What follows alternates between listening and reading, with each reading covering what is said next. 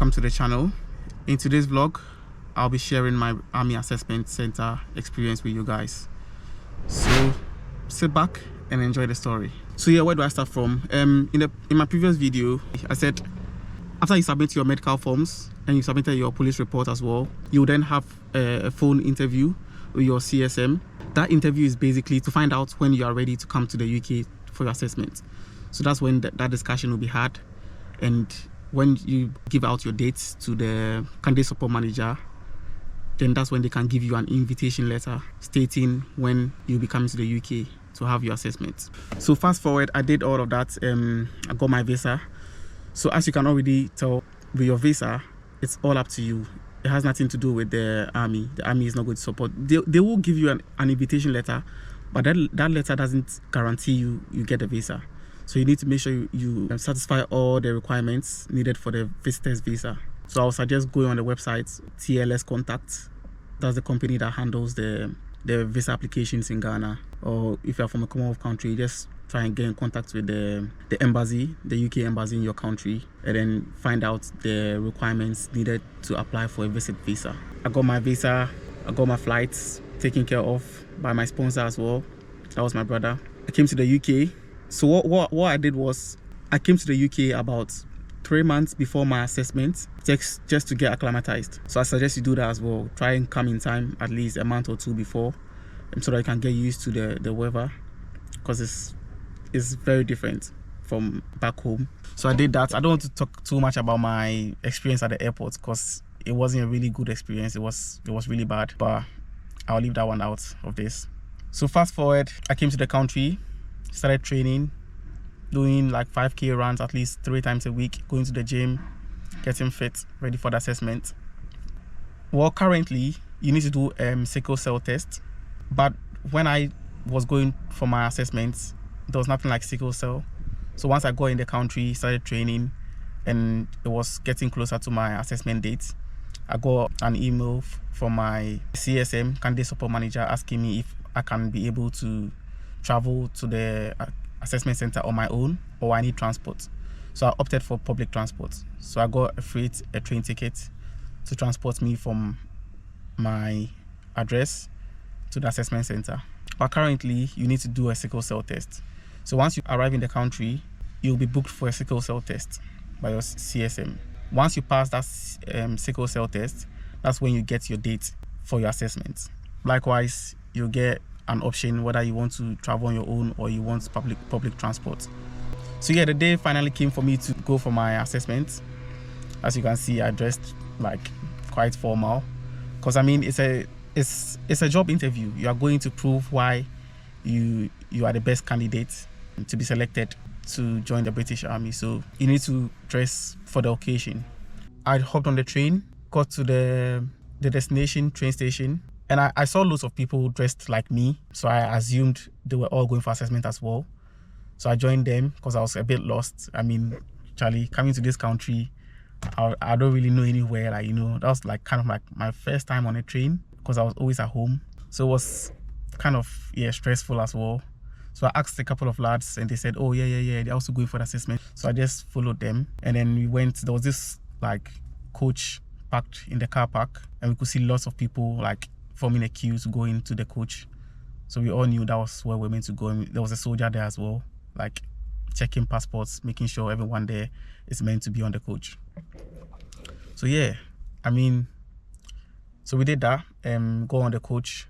We got transported to the assessment center. So the first thing we did when we arrived at the assessment center was we had to do something called icebreaker. So with the icebreaker, you have to stand up in front of everyone and talk about yourself a bit. So like where you're from, your name, your age, and what you want to do in the army as well.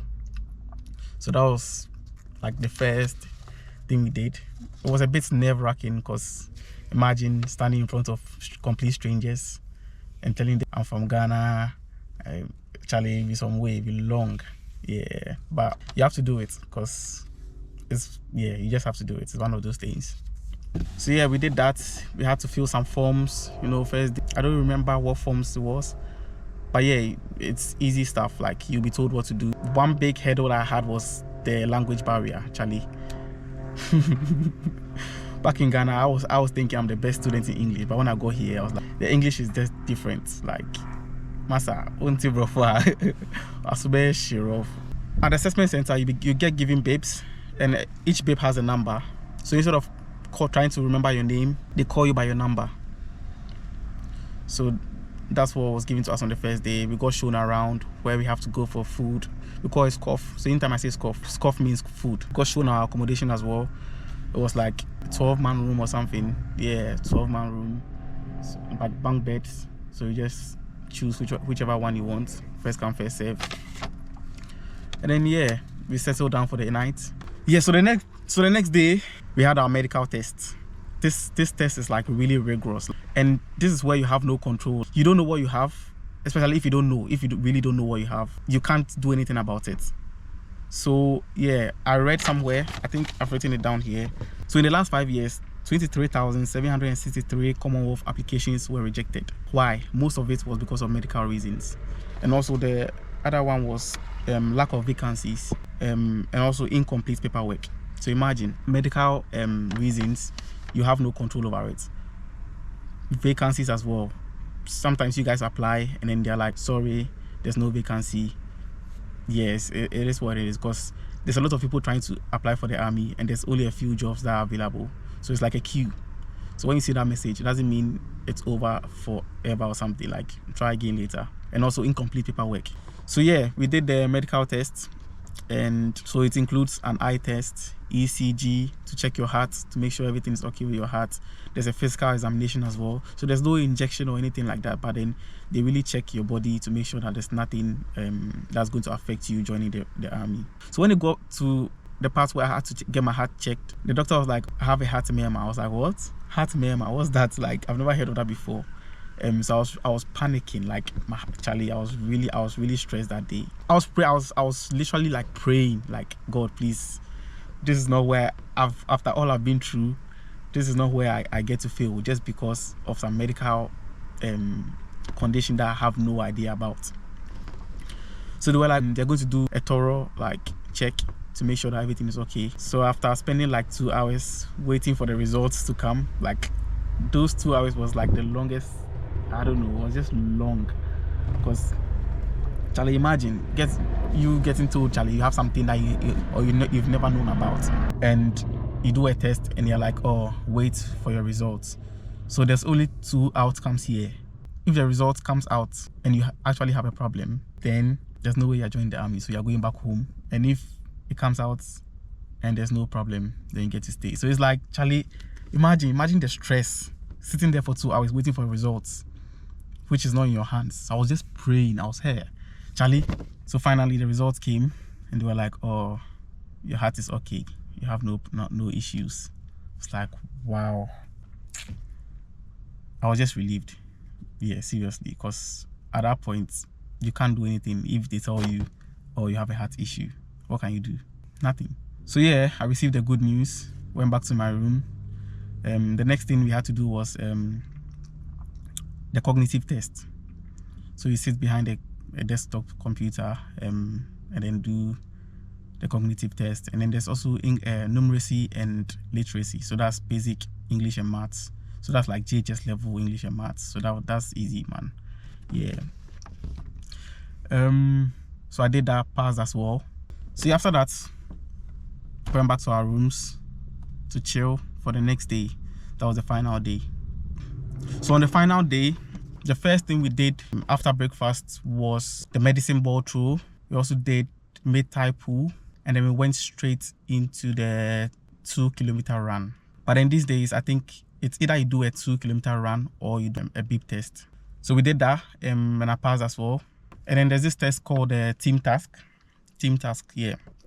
So with the team task, you get put in groups of maybe 4. Then you get presented with a problem and you guys have to solve it together. So this is where, like, it's just to see if you guys can act as a team, because being in the army is all about working in teams. So this test is very, very important, because a friend of mine who was on my assessment had failed previously. Like, he had failed the assessment just because he failed the the team task. He was just too quiet. He wasn't really contributing. He wasn't talking. So he got sent away and had to wait a year to come back and do the assessment again. So imagine if your visa is expiring in, let's say, like 2 months time, and you fail on one of the aspects, let's say 2-kilometer run, you fail, and you get told you need to come back in 6 months time. Guess what? You have to spend a lot of money to go back to Ghana or wherever you're coming from, apply for visa again, come back. It's just so much expense that's not needed. Like, so I'll say prepare well and just pass the test, because it's nothing extraordinary that you can do. If we have been able to do it, why can't you do it as well? So yeah, so with the team task, my only advice would be try and get yourself involved. Just contribute, open your mouth and say something. That's all you need to do for the team task. Yeah. So after the team task, we did a grenade throw. They taught us how to throw a grenade. So that's like a little extra something that they put in there. So yeah, finally we were done with all the tests. Went back to our rooms, showered, packed our stuff, and then dressed up for our final interview. So with the final interview, that's where you find out how well you've done during the whole assessment. So you get given a grade from A+ to A, B, C, you know. Oh yes, I forgot to add, there's something called a technical selection test. So when you do your cognitive test and you do your literacy and numeracy test, that's the basic English and maths, you get an option to do something called a technical selection test as well. So this is for if you want a technical job, like maybe you want to be a surveyor, you want to be a construction material technician. At the final interview, that's where you get, you find out how well you've done and you get given a grade. The higher you score, the more job roles are open to you. So if you did very well during the assessment, then you get like a lot of options to choose from. So with the options, each option has a different basic training start date. So once you choose the option you want, then you get told what date the basic training starting for that trade begins. You get what I mean? Someone will ask, what does passing the assessment mean? So passing the assessment basically means that you are now eligible to be trained as a soldier. And what does failing mean as well? Failing the assessment means you are not eligible to be trained as a soldier. It doesn't mean that's the end of it for you. Like I said previously, you'll be asked to come back at a later date to complete the assessment again. But then for Commonwealth applicants, don't forget you're already on a visit visa, and the visa has an expiry date. So if you are told, oh, come back in 6 months time and your visa is expiring in like 2 months, you're just going to incur a lot of costs in traveling up and down, because at this point you are still not in the army, so the army is not going to cater for your travel. So yeah, so like I was saying, a lot of applications are rejected, and most of it is because of medical reasons, and the other reason is also because of lack of vacancies. And then the final one is incomplete paperwork, basically. So when you're filling the forms, make sure you fill it properly. If you don't understand anything on it, you can contact your candidate support manager. That's what they're there for. They're there to support you. So just go on your portal, either call or email them, and they will explain further. That's their job anyways. So yeah, I hope you guys found this vlog, I don't know, interesting or informative. I couldn't give a lot of details because it's been a while. Like this was like 4 years ago.